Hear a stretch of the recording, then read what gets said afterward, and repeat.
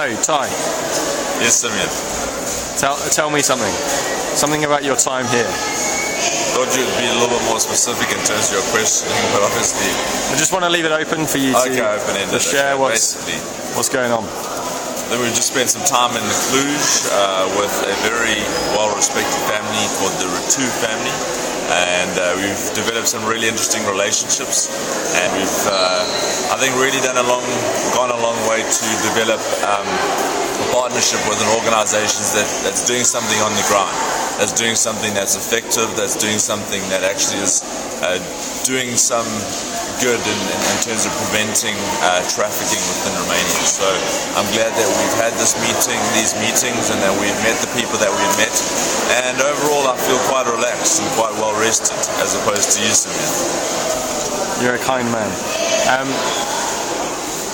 What, in particular, strikes you as being successful in what the Ratu Foundation do here?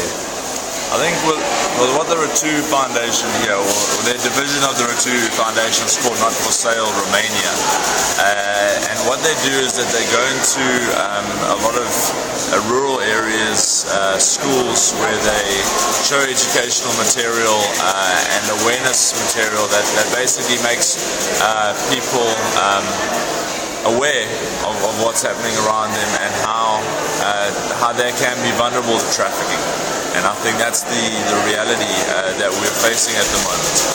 That a lot of kids in school don't actually know what's happening.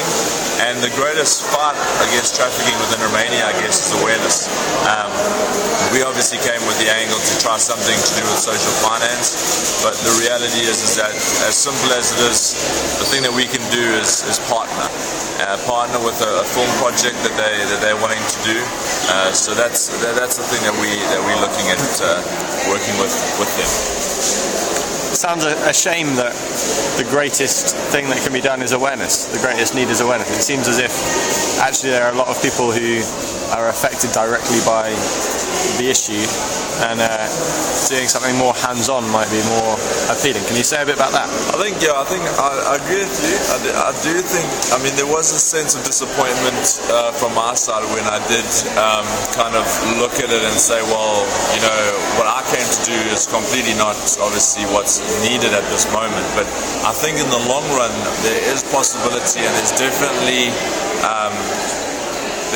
foundations to be built with regards to some of the work that we're wanting to do in terms of actually tackling it from a business side. But I think that will be done as we develop relationships with the communities and as we start to get a better idea of what it actually looks like on the ground in Romania. Because I think our Western view of what trafficking looks like and how trafficking operates in Romania and Eastern Europe is probably very different to how it actually operates. So I think the more hands-on approach is going to come, not right now, but it will come.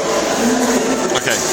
And can you say a little bit, perhaps, about what you see the next steps being, apart from the video which you've already mentioned, the questions that from here you're taking away to think about? I think we just yesterday we met up with the organised crime police and the Antwerp, which is the agency against trafficking, and there are some real pressing needs within those agencies. And what I'd like to also look at is possibly either running a few events or rallying up a few companies that would be willing to actually sponsor some of the work that's being done there.